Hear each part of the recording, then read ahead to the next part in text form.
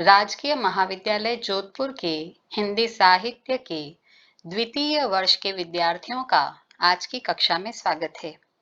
आज हम बात करेंगे भक्ति साहित्य के वर्गीकरण के संदर्भ में।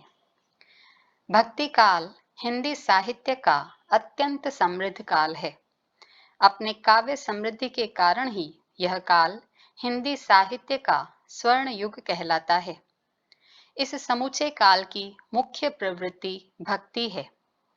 इस भक्ति के बहुमुखी विकास के आधार पर इस काल के साहित्य को अध्ययन के लिए दो भागों में विभक्त किया जा सकता है, निर्गुण भक्ति साहित्य और सगुण भक्ति साहित्य। निर्गुण भक्ति साहित्य के अंतर्गत ईश्वर को निर्गुण और निराकार माना गया है। निर्गुण पंथी अवतारवाद में विश्वास नहीं करते। उनका दृढ़ विश्वास है कि ईश्वर निर्गुण और निराकार है और वह समस्त सृष्टि में व्याप्त है। समस्त सृष्टि उसकी रचना है, अतः उसकी मूर्ति बनाना या मंदिर बनाना व्यर्थ है।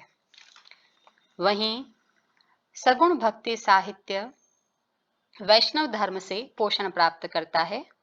इस संप्रदाय की दोनों शाखाओं राम भक्ति धारा और कृष्ण भक्ति धारा में ईश्वर सगुण है। इसके कवि ज्ञान, कर्म और भक्ति में से भक्ति को ही अपने उपजीव्य के रूप में ग्रहण करते हैं। यद्यपि वैष्णव भक्तों ने ज्ञान की अवहेलना नहीं की, पर उसे भक्ति जैसा सामर्थ्यवान स्वीकार नहीं किया है। निर्गुण भक्ति और सगुण भक्ति साहित्य को अध्ययन की सुविधा के लिए पुनः दो खंडों में विभक्त किया गया है। निर्गुण भक्ति साहित्य के जो दो खंड हैं वो है ज्ञानाश्रयी भक्ति साहित्य, जिसे संत काव्य भी कहा जाता है। आचार्य रामचंद्र शुक्ल ने कबीर और नामदेव द्वारा प्रवर्तित भक्ति धारा को निर्गुण ज्ञानाश्रयी साहित्य के रूप में स्वीकार किया है। आचार्य हजारी प्रसाद द्विवेदी भी इसे निर्गुण भक्ति साहित्य और डॉक्टर राम कुमार वर्मा ने इसे संत काव्य परंपरा का नाम दिया है। प्रेमाश्रयी भक्ति साहित्य, जिसे सूफी काव्य के नाम से भी जाना जाता है, ज्ञानाश्रयी शाखा के संत कवियों ने हिंदू मुसलमानों में हेल मेल उत्पन्न करने के लिए उनकी बुराइयों का निराकरण करने हेतु खंडनात्मक दृष्टिकोण अपनाया, किंतु सूफी कवियों ने हिंदू घरानों की लोकप्रिय प्रेम कहानियों को अपने काव्य की कथा वस्तु बनाकर उसमें सूफी दर्शन के तत्वों का सन्निवेश कर यह कार्य किया। इस परंपरा के प्रमुख प्रसिद्ध कवि हैं मुल्ला दाऊद, जायसी, मंझन, कुतुबन, नूर मोहम्मद, उस्मान आदि। अब हम बात करते हैं सगुण भक्ति साहित्य की। सगुण भक्ति साहित्य के पुनः दो भेद स्वीकार किए जाते हैं, राम भक्ति शाखा और कृष्ण भक्ति शाखा। राम भक्ति शाखा के संदर्भ में हम ये कह सकते हैं कि 11वीं शती में रामानुजाचार्य ने विशिष्टाद्वैत मत का प्रतिपादन किया, जिसके द्वारा चराचर को ब्रह्म का अंश माना तथा भक्ति के द्वारा उसका सामीप्य लाभ संभव बताया। उनका संप्रदाय श्री संप्रदाय कहलाया, जिसमें 14वीं शती के राघवानंद और उनके शिष्य रामानंद हुए।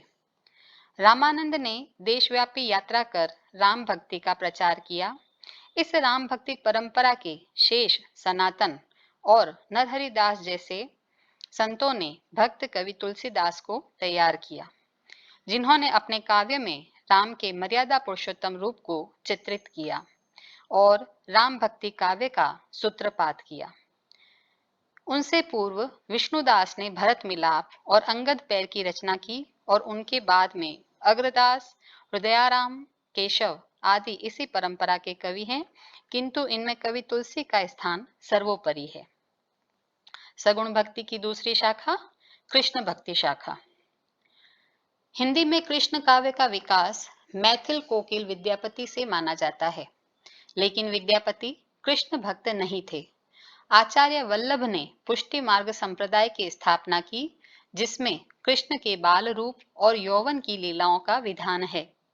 इसी पुष्टि मार्ग में उन्होंने विनय के पद गाने वाले सूरदास को दीक्षित कर कृष्ण लीलाओं के गायन के लिए प्रेरित किया है। ये ही सूरदास कृष्ण भक्ति काव्य के प्रतिनिधि कवि है।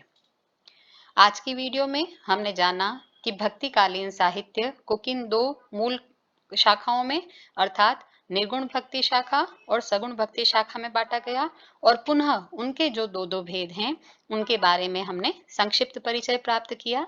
आगे की वीडियोस में हम प्रत्येक जो शाखा है उसके संदर्भ में विस्तृत जानकारी प्राप्त करेंगे।